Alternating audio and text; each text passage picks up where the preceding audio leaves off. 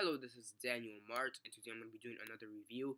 This time around, I'm going to be doing a review for Nightcrawler. This movie stars Jake Gyllenhaal, Bill Paxton, Sharon Tay, I believe is how you say it, Pat Harvey, Kent Shanrock, Bill Seward, and Renee Russo, and there's one other kid in this movie, which I'm trying to find his name. Uh, yeah. And Riz Ahmad. Yeah. Most of the cast is made up of like legit news anchor people. So yeah, before I begin though, 10-second spoiler warning as usual for those that get to actually watch the movie and haven't already. Stop the video, go check it out, and come back here and watch the rest of this review. 10-second spoiler warning as usual, starting now.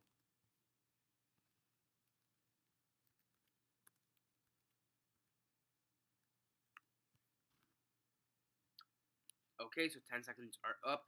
So for those who have yet to actually watch the movie and haven't already, please don't comment down below or be messaging me that I never give you a fair warning as usual. I did. So yeah, Nightcrawler as usual. Quick synopsis, likes and dislikes, and then the rate.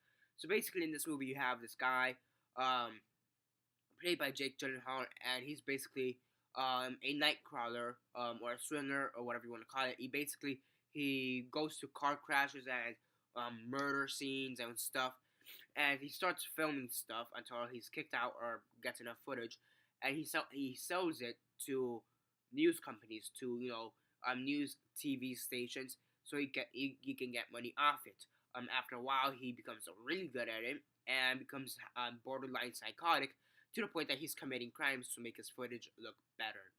So yeah, there's a lot of hype around this movie when it first came out. I wasn't able to see it back then. Finally got a chance to see it. And was all the hype great? Was it all appropriate? I think it was. I think, yeah. I mean, there's many movies from last year that were said to be maybe Oscar worthy or whatever, or the best movie of last year. Boyhood, for example, Birdman, for example, and Exodus. Got Exodus, Whiplash, Imitation Game. All those movies are said to be, some of the best movies of last year. And were they all the best movies of last year? I guess, but I don't believe they deserved all the hype.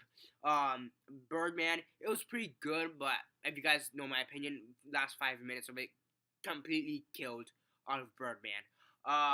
Boyhood, it was okay. Exodus, I thought it was just complete Oscar bait. Whiplash and Imitation Game, they were okay. I do think they could have been better, but this one does deserve the hype. This one does deserve the hype.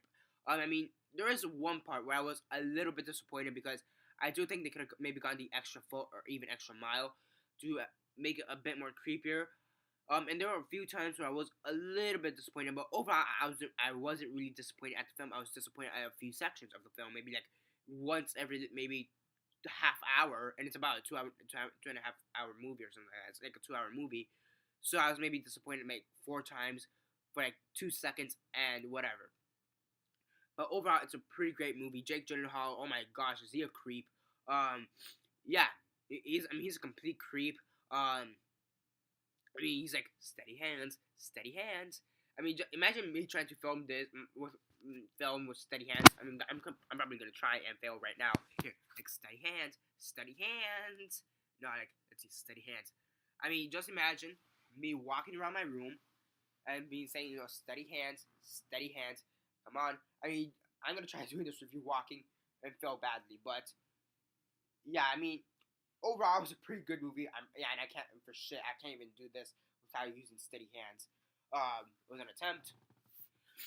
Yeah, but it was just a great movie. The acting was phenomenal in my opinion. Especially Jake Gyllenhaal. What a creep. Renee Russo, she was pretty good in the movie as well. Riz Ahmed, he was pretty good.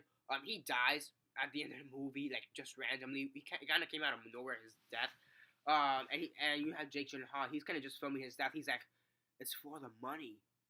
You have to die for the money.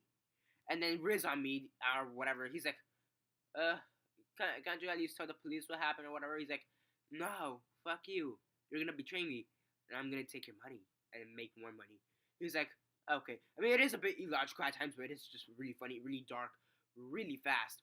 Um, and yeah, many people have been comparing this movie to American Psycho for some reason. I have no idea why. It makes sense, but I have no idea why. I mean, to some degree, it makes sense because in both movies, both guys are creeps who do stuff they shouldn't really.